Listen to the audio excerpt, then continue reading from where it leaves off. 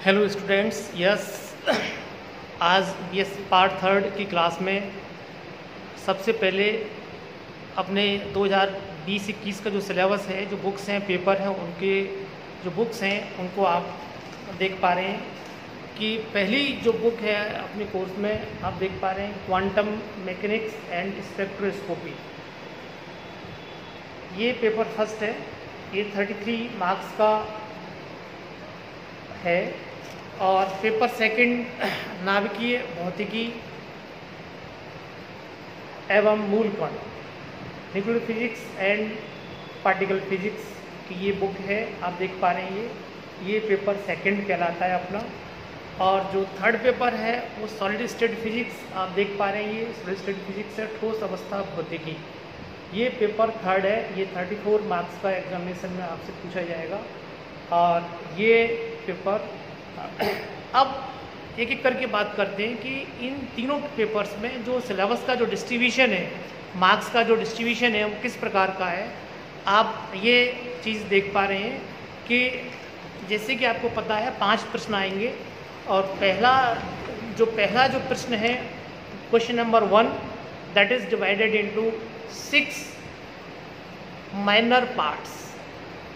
1.5 के सभी होंगे, 6 प्रश्न होंगे और कुल मिला के 9 नंबर का ये होगा। और इसमें जो आप देख पा रहे हैं वो ये है कि ये सभी के सभी 6 क्वेश्चन पूरी बुक में से कहीं से भी आ सकते हैं। क्वेश्चन नंबर जो 2 है, जो आप देख पा रहे हैं, ये यूनिट फर्स्ट में से आएगा। इसमें ए और बी 2 भागों में बटा होगा और 3-3 नंबर के दोनों भाग होंगे। आप इसको कर सकते हैं, अथवा इसी यूनिट में से दूसरा क्वेश्चन अथवा में है उसको कर सकते हैं। दोनों में से जो आपको अच्छी तैयारी के साथ आपने प्रिपेयर किया हुआ है आप कर सकते हैं। यूनिट थर्ड में से क्वेश्चन नंबर 3 पूछा जाएगा और वो भी 3-3 नंबर के 2 भागों में बटा होगा, ए और बी, 3A 3B। और इस यूनिट में से भी 2 प्रश्न आएंगे, दूसरा अथवा में होगा। दोनों में से जो भी अच्छा लगता है आप चॉइस कर सकते हैं और उसके हिसाब से आप जो अच्छा आपको आता है वो कर सकते हैं। यूनिट थर्ड में से आपका क्वेश्चन नंबर 4 आएगा और जिसको क्वेश्चन नंबर 4 भी इसी प्रकार का होगा, अथवा में डिस्ट्रीब्यूटेड होगा और आप ये कर पाएंगे। आप देख पा रहे होंगे, मैंने आपको ये आप वीडियो भी देख पा रहे होंगे, लिखा हुआ है। क्वेश्चन नंबर जो 5 है वो चौथी यूनिट में से आएगा, 4th यूनिट में से आएगा। वो भी इसी प्रकार का डिस्ट्रीब्यूटेड है, जो आप देख पा रहे हैं, ए और बी में, यानी 5th A और 5th B। और अथवा में इसी यूनिट में से दूसरा अथवा में होगा, जो भी अच्छा लगता है वो आप उनमें से कर सकते हैं। इस तरीके से आपका ये पेपर का डिस्ट्रीब्यूशन, मार्क्स का डिस्ट्रीब्यूशन है।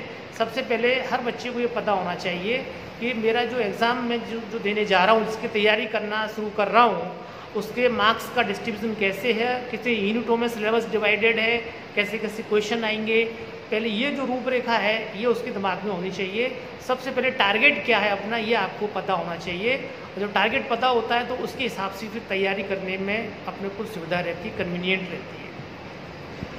अब मैं आगे बढ़े इससे पहले, चूँकि आपको पता है कोई भी आप वेब पेज खोलेंगे आज के टाइम में, कोई भी आप साइट देखेंगे, सबसे पहले कोविड का ही आता है। तो मैंने एक लाइटर मूड में फिजिक्स को कोविड के साथ जोड़कर आपके लिए कुछ चीज़ें वैसे ही बनाई हैं, जैसे कोविड से बचाव के लिए या कोविड के संदर्भ में क्या क्या चीज़ें आप देख पा रहे हैं। तो फिजिक्स एंड कोविड-19 आप देख पा रहे हैं। ये इसमें मैंने पहला बिंदु ये लिखा हुआ है, आप बहुत सुन रहे होंगे, कोविड के लिए आइसोलेशन की आवश्यकता होती है।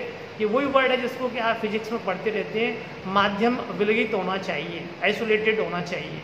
कोविड-19 से बचने के लिए माध्यम या आइसोलेशन की आवश्यकता होती है। तो पहला बिंदु आपका जो आप पढ़ते रहते हैं, विलगित क्या है, वो ये विलगित शब्द आइसोलेशन आजकल खूब इस्तेमाल हो रहा है। दूसरा जो पॉइंट आप जो देख पा रहे हैं इसमें, दूसरा पॉइंट ये है कि ताप बढ़ने से ये भी देखा जाता है कि चरघातांकीय रूप से कोविड की कम होने की प्रवृत्ति रखता है। यानी मैंने इसको इस तरीके से जोड़ा है फिजिक्स में कि Covid is proportional to e⁻⁻t। ताप बढ़ेगा, कोविड-19 चरघातांकीय रूप से कम होता जाएगा। नंबर 3 पर मैंने जोड़ा है, जो काफ़ी इम्पोर्टेंट भी है, कि आपने देखा है कि 2 व्यक्तियों के बीच की दूरी 2 गज से कम नहीं होनी चाहिए, 2 गज कम से कम हो, 2 गज से अधिक हो। तो मैंने इसमें ये इसको रिलेट किया है कोविड-19 समानुपाती 1/r is proportional to 1/r।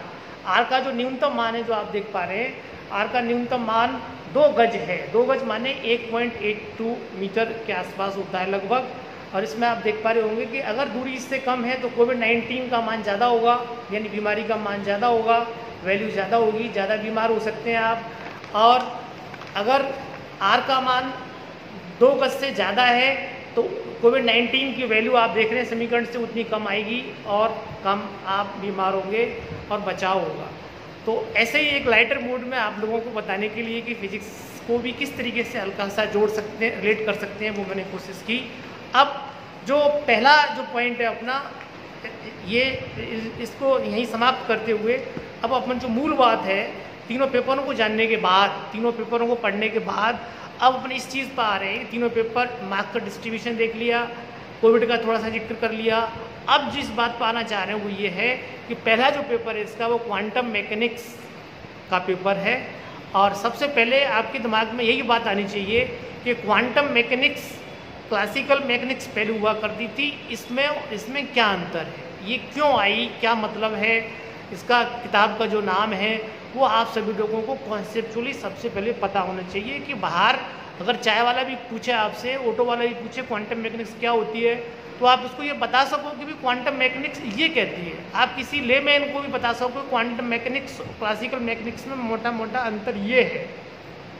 तो ऐसी चीज़ों को जानने के लिए ऐसी चीज़ों को जानने के लिए अपन सबसे पहले मैं आपको जो बताना चाहूँगा वो कि क्लासिकल मैकेनिक्स ने आप क्लासिकल मैकेनिक्स को आपने बहुत छोटी क्लासों से आप देख रहे हैं, जहाँ पर किसी कण का, किसी पिंड का बल, संवेग, त्वरण, एक्सेलरेशन, फोर्स, मोमेंटम, ये सब चीज़ों का जहाँ जिक्र आप पढ़ रहे हैं, गति के नियम, जो भी कुछ आपने F बराबर ma v square u square 2as v बराबर u प्लस at, ये जो भी चीज़ें आप पढ़ते आ रहे हैं ये सब क्लासिकल मैकेनिक्स का हिस्सा है। और जाने अनजाने में आपको ये पता नहीं है, क्लासिकल मैकेनिक्स केवल जो मैक्रोस्कोपिक पार्टिकल हैं, जो बड़े पार्टिकल हैं, जो आपको आंखों से दिखते हैं, बॉल, फुटबॉल, पत्थर, वस्तु, रॉकेट, बस, ट्रेन, ये हवाई जहाज, पंखे, जो भी कुछ चीज़ें आपको दिखती हैं आंखों से, उनकी गतिकी को समझने में कारगर सिद्ध हुई है।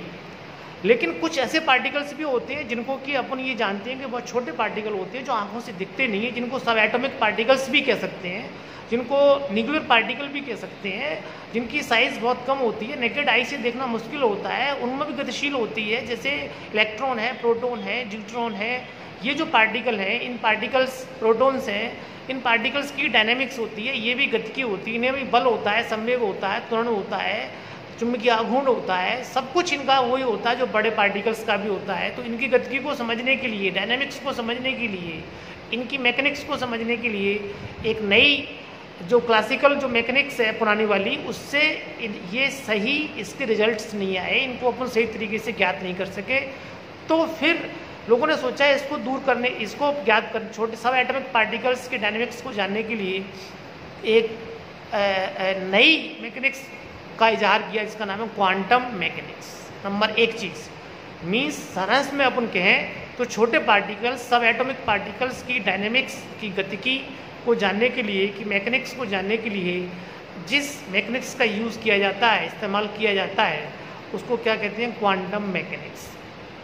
अब क्लासिकल मैकेनिक्स और क्वांटम मैकेनिक्स में क्या केवल यही अंतर है? नहीं, अंतर आप समझ पाएंगे कि क्लासिकल मैकेनिक्स के अनुसार किसी भी पार्टिकल, किसी भी वस्तु से उत्सर्जित जो ऊर्जा होती है वह सतत मानी जाती है, सतत होती है, ऊर्जा सतत होती है, उसकी जो वैल्यू है वो निरंतर हर फ्रीक्वेंसी की हो सकती है, उसकी ऊर्जा हर लगातार सतत होती है।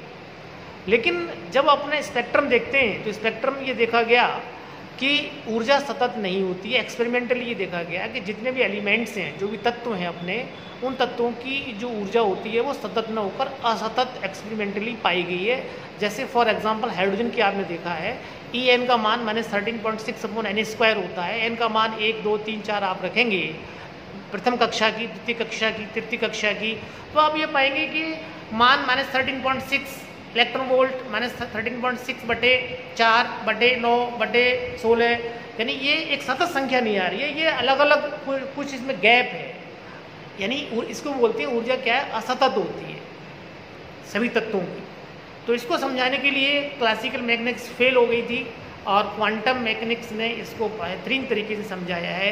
ये इसमें दूसरा अंतर है कि तत्वों की ऊर्जा असतत होती है, चूंकि एक्सपेरिमेंटली देखी गई है, परीक्षित की गई है। उसको समझाने के लिए क्वांटम मैकेनिक्स बहुत ही सफल साबित हुई और उसके अनुसार ऊर्जा सतत होने का वेरिफिकेशन अपने को मिला।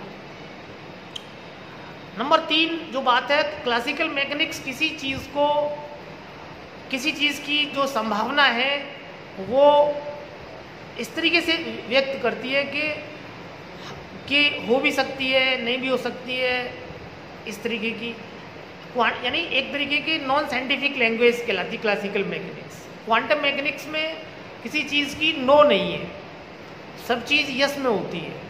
जैसे किसी भी चीज़ की, किसी बात को प्रायिकता के रूप में कहा जाता है, तो इस तरीके की जो जहाँ प्रोबेबिलिटी बेस्ड एक मैकेनिक्स है, एक थ्योरी है। जैसे एक बहुत बड़ा पर्वत है, उस पर्वत के उस तरफ कोई एक बॉल फेंकता है, इस तरफ छोटा बच्चा खड़ा है 4 साल का, या 4 साल का बच्चा एक बॉल को फेंकता है और बहुत बड़ा पर्वत है, ये बॉल उस तरफ पहुंच पाएगी या नहीं पहुंच पाएगी। क्लासिकल मैकेनिक्स की भाषा में बोलेंगे तो ये बॉल उस तरफ नहीं पहुंच पाएगी, क्लियर कट नो है। लेकिन क्वांटम मैकेनिक्स ये कहती है कि ये बॉल उस तरफ पहुंच सकती है, भले ही इसकी प्रायिकता बहुत कम, 0 के दशमलव के 4 जीरो के बाद इसका अंक शुरू हो सकता है, लेकिन एक प्रायिकता है। तो ये जो बेसिक जो डिफरेंस है वो ये है कि क्वांटम में किसी चीज़ की नो नहीं है और क्लासिकल में अगर होगा तो यस, नहीं होगा तो नो। तो ये बेसिक जो डिफरेंस है और भी अपन चर्चा करेंगे। वीडियो की चूँकि लिमिट है, 4 मिनट 5 मिनट का वीडियो से ज़्यादा नहीं बनता है। एक बार ट्रायल बेसिस पे ये काम चल रहा है और जैसे ही अपन थोड़ा 10 मिनट का 15 मिनट का बना सकते हैं तो और चीज़ों को ऐड करेंगे। और मैं समझता हूँ कि आप बेसिक चीज़ें, इन चीज़ों को अपन रिपीट भी करेंगे आगे, और सभी बच्चे उसको जो भी वीडियो है उनको पढ़ें, आप ढंग से देखें क्या है। Thank you.